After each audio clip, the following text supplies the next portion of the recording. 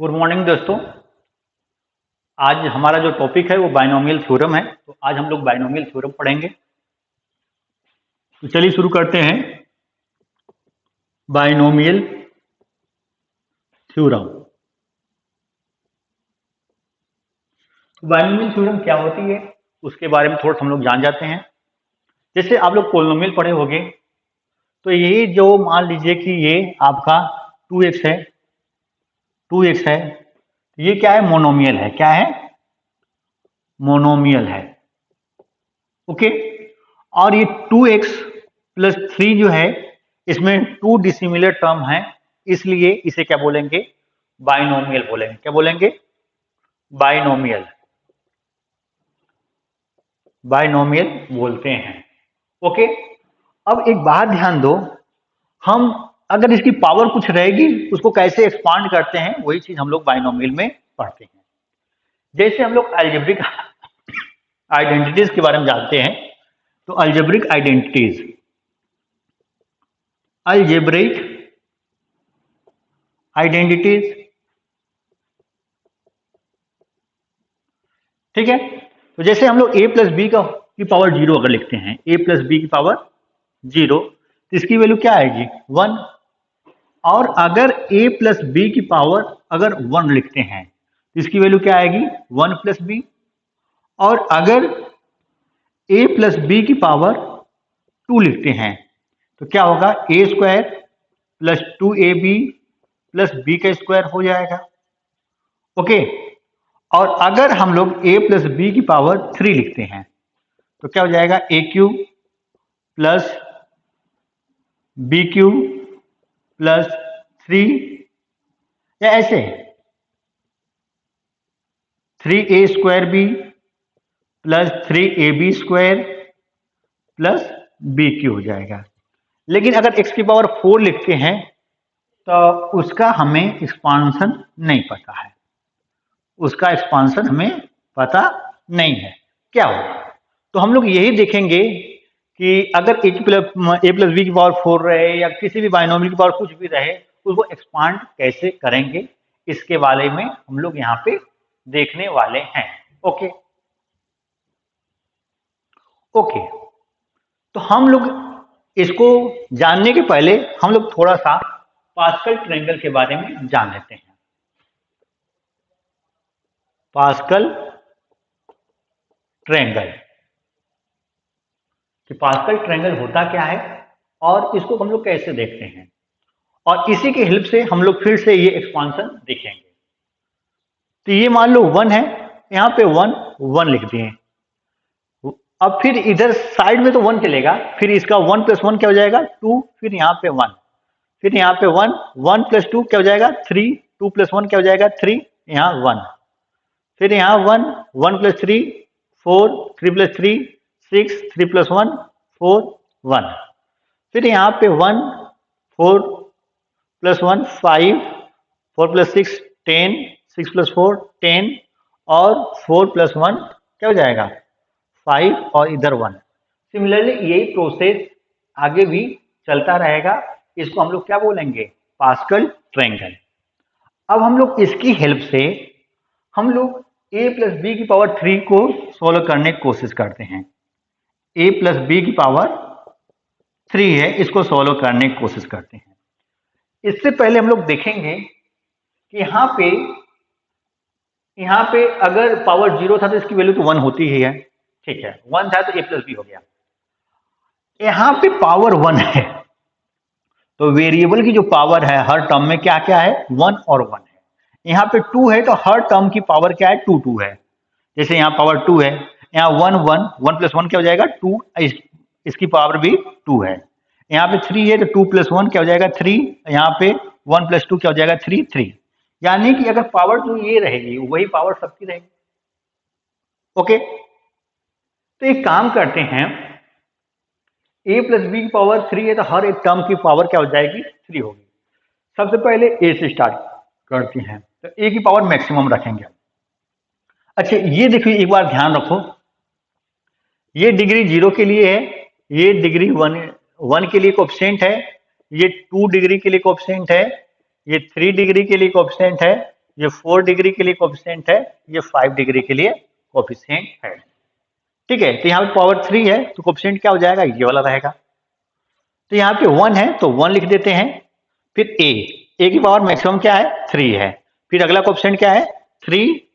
फिर बी की पावर, ए की पावर क्या करेंगे, एक कम करेंगे, पावर क्या करेंगे, कम करेंगे। तो ए की पावर 2 और बी की पावर 1, देखो इन दोनों का सम 3 हो गया। फिर अगला कोफिशिएंट क्या है, 3, ए बी स्क्वायर और प्लस क्या हो जाएगा, बी क्यू।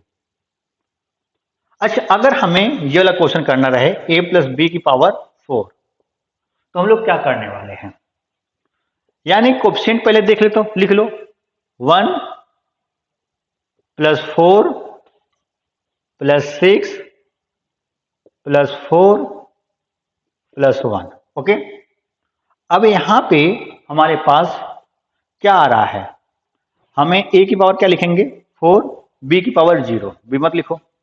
फिर यहाँ पे a की पावर 3, b की पावर 1। फिर यहाँ पे a की पावर 2, b की पावर 2। फिर यहाँ पे a b की पावर 3 और यहाँ पे b की पावर क्या हो जाएगा, b की पावर 4 हो जाएगा। इस तरह से हमने इसको भी देख लिया। पास्कल ट्रायंगल के हेल्प से कैसे हम लोग आइडेंटिटीज बायनोमियल को एक्सपांड करते हैं वो देख लिया। लेकिन ऐसा पॉसिबल नहीं है कि हर बार अगर यहाँ 50 पावर रहे तो भी सोल्व कर लो, तो वो पॉसिबल नहीं है। तो हम क्या करेंगे, अब हम लोग बायनोमियल थ्योरम का हेल्प लेंगे। तो वो क्या होती है अभी देखते हैं। चलिए, हम लोग बायनोमियल थ्योरम पढ़ने के पहले बायनोमियल थोड़ा सा हम लोग फैक्टोरियल एक्सप्रेशन या फैक्टोरियल नोटेशन क्या होता है इसको जान जाते हैं कि वो होता क्या है। तो फैक्टोरियल नोटेशन के बारे में जानते हैं। Factorial notation, factorial notation. अच्छा, एक बात ध्यान दो, फैक्टोरियल n को हम n नेचुरल नंबर के प्रोडक्ट के फॉर्म में लिखते हैं। जैसे इसको हम लिख सकते हैं n-1, n-2, n-3 dot dot dot dot, मतलब 3 2 इंटू 1, ये प्रोडक्ट में ना, इस तरह से भी लिख सकते हैं। और अगर मान लो हम फैक्टोरियल n को हम लिख सकते हैं n-1 फैक्टोरियल भी लिख सकते हैं, या इसको ऐसे भी लिख सकते हैं फैक्टोरियल n को n-1 n-2 factorial, n-2 factorial भी लिख सकते हैं। और यही प्रोसेस हम लोग करते जाएंगे आगे। ओके, तो एक काम करते हैं, थोड़ा सा वैल्यू देख लेते हैं। फैक्टोरियल 1 है, फैक्टोरियल 1 की वैल्यू क्या होगी, यानी कि 1। फैक्टोरियल 2 की वैल्यू क्या होगी, 2 इंटू 1 यानी क्या हो जाएगा 2। फैक्टोरियल 3 की वैल्यू क्या हो जाएगी, 3 इंटू 2 इंटू 1, तो क्या हो जाएगा 6। ठीक है, अब आगे भी इसी तरह फैक्टोरियल 4 का क्या हो जाएगा 4 इंटू 3 इंटू 2 इंटू 1 कर लेंगे। लेकिन थोड़ा सा हम लोग ऐसे भी कर सकते हैं, फैक्टोरियल 4 को क्या लिख सकते हैं 4 इंटू फैक्टोरियल 3, और फैक्टोरियल 3 की वैल्यू क्या है 6, 6 4 जा 24 हो जाएगा। फैक्टोरियल 5 को क्या लिख सकते हैं 5 इंटू फैक्टोरियल 4 भी लिख सकते हैं, तो इससे मल्टीप्लाई करेंगे क्या हो जाएगा 120 भी हो जाएगा। यानी कि इस तरह से हम लोग आगे भी बढ़ सकते हैं।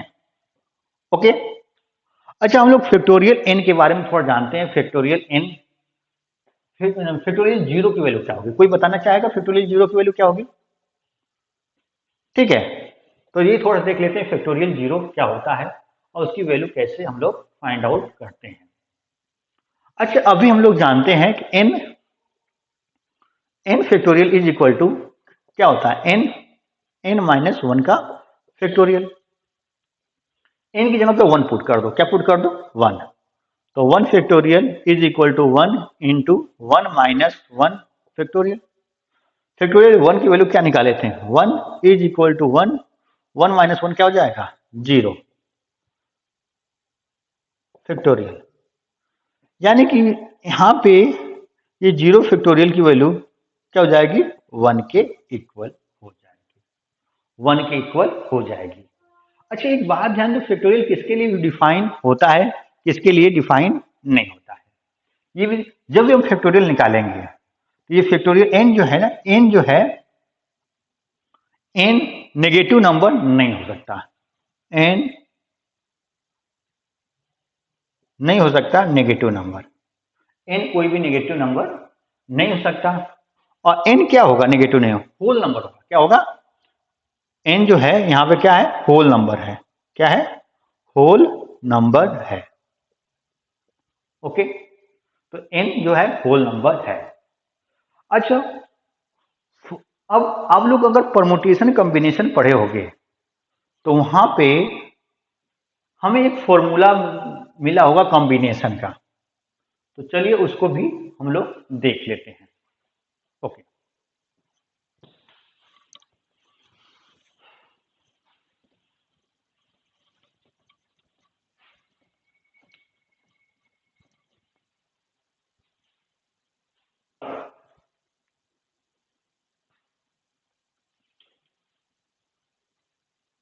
अब हम लोग देखेंगे formula for combination.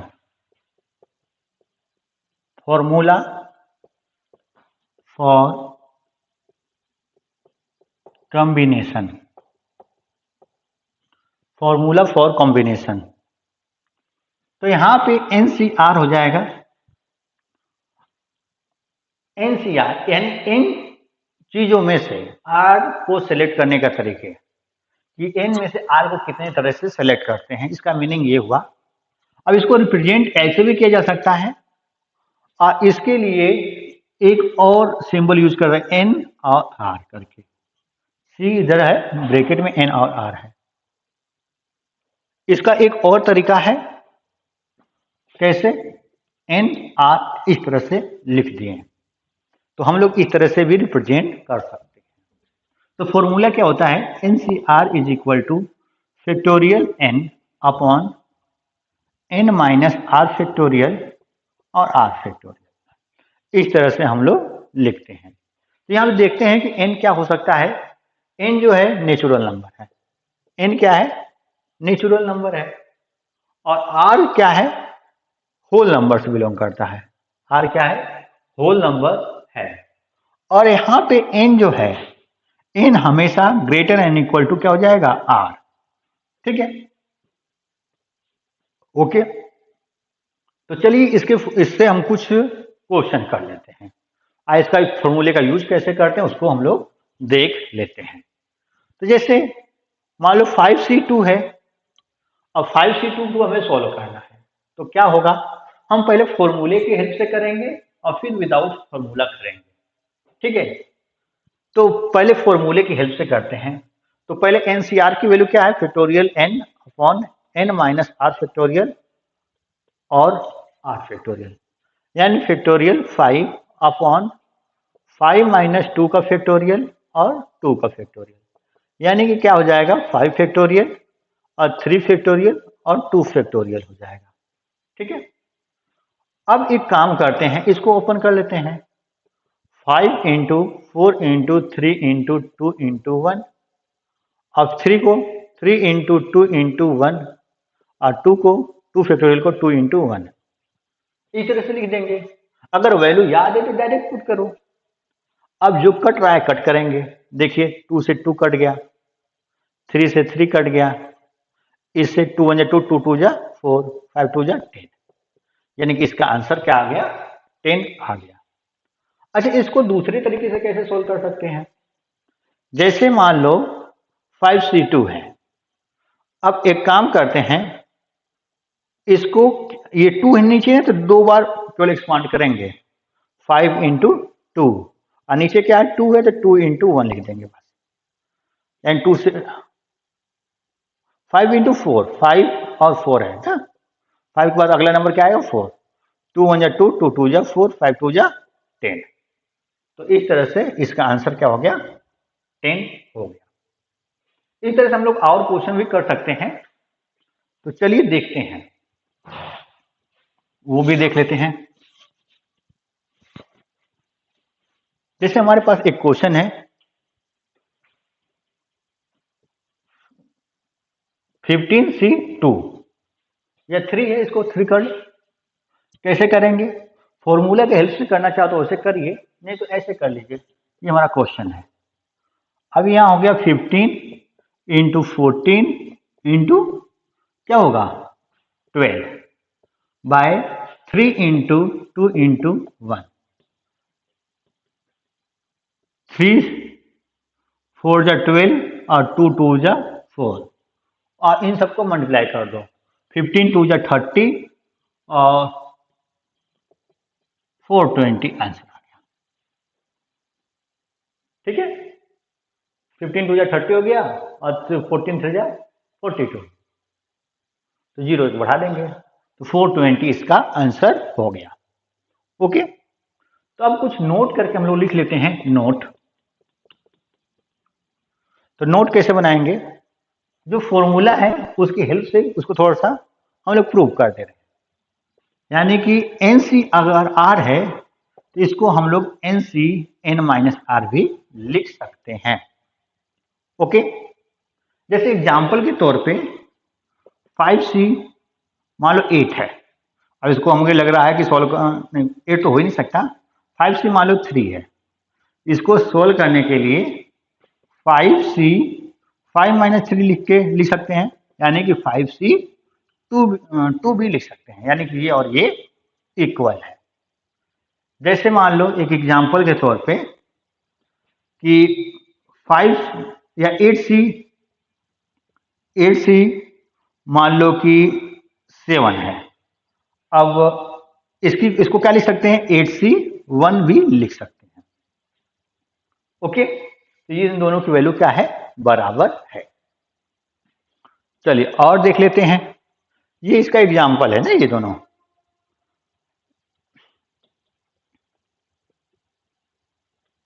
Example 2। Okay,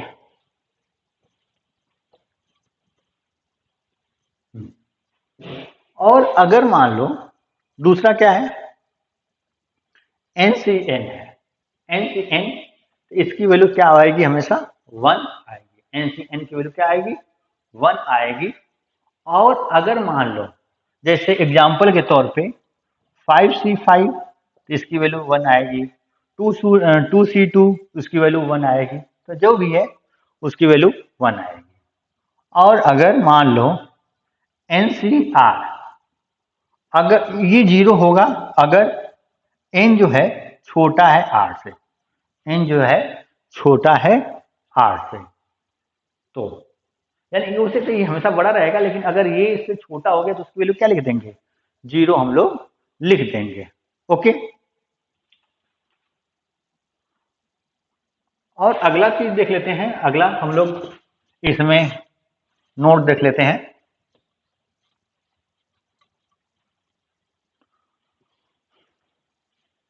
अगर यहाँ पे NCR1 है और NCR2 दोनों इक्वल है, तो यहाँ पे इसको हम लोग R1 + R2 = N बोल देंगे। ठीक है, और एक केस तो ये बन सकता है और दूसरा केस एक इसमें बन सकता है, R1 और R2 क्या है, इक्वल है। R1 और R2 क्या है, इक्वल है। कोई दिक्कत? ओके, अगर इसमें फोर्थ वाले को देख लेते हैं। NCR है, NCR + NCR - 1, इससे एक ये कम है, तो हम क्या करने वाले हैं, ये n में 1 बढ़ा देंगे, n + 1, और R में जो बड़ा रहेगा, ये ग्रेटर है तो R लिख देंगे, बड़े वाले को लेंगे। ठीक है, जैसे एक क्वेश्चन है एग्जाम्पल के तौर पे, 10C मान लो कि 5 है प्लस 10C4 है, तो इसकी वैल्यू किसके इक्वल हो जाएगी, 11C5 के इक्वल हो जाएगी। कोई दिक्कत? अब इसी के ऊपर हम लोग एक क्वेश्चन कर लेते हैं, इसी के ऊपर हम लोग एक क्वेश्चन कर लेते हैं, उसके बाद हम लोग बाइनोमियल थ्योरम का स्टार्ट करेंगे। जैसे मान लो एक एग्जाम्पल है, क्वेश्चन ये है, जैसे 50C4 है, 50C4 है प्लस ये समेशन ऑफ है 5 है, और यहाँ I = 1 से लेके कहाँ तक है, 5 तक है, और 55 - आई है और C3 है। अब इस क्वेश्चन को हमें सोल्व करना है, तो कैसे करेंगे ये देख लीजिए सभी लोग। यानी कि 50C तो 4 है ही, इसको थोड़ा सा ओपन कर दें। आई की जगह पे 1 पुट करेंगे तो 54C3, फिर 53C3 plus 52C3 plus 51C3 और आई की जगह 5 पुट करेंगे क्या जगह 50C3। यहां तक तो हो गया होगा, बस आई की जगह पे हम लोग पुट कर दिए। अब एक काम करते हैं, 50C4 है, वहां 50C3 है, तो उल्टा लिख देते हैं थोड़ा सा। 50C4 और वहां 50C3 plus 51C3 plus 52C3 plus 53C3 plus 54C3। अच्छा, ये कैसे क्यों कर रहे हैं ऐसा, ताकि हमारा ये वाला जो प्रॉपर्टी है वो यूज हो सके। अब देख रहे हैं कि ऊपर का दोनों का सेम सेम है, नीचे ये बड़ा है, इन दोनों को अगर सोल्व करेंगे तो इसका आंसर आएगा 51C4। अब फिर 51 ये दोनों सेम हो गया, 51 है 51 है, तो ये वाला प्रॉपर्टी फिर से लगाएंगे। इन दोनों का जो सम आएगा 51 और ये 51, ये हो जाएगा 52C4। इन दोनों को सोल्व करेंगे तो 53C4, इन दोनों को सोल्व करेंगे तो 54C4, और इन दोनों को अगर सोल्व करते हैं तो 55C4 आएगा। तो फाइनल इसका जो आंसर आएगा वो आएगा 55C4। ओके, और अगर ये आपको पसंद आ रहा है तो प्लीज लाइक करिए। Okay, thank you.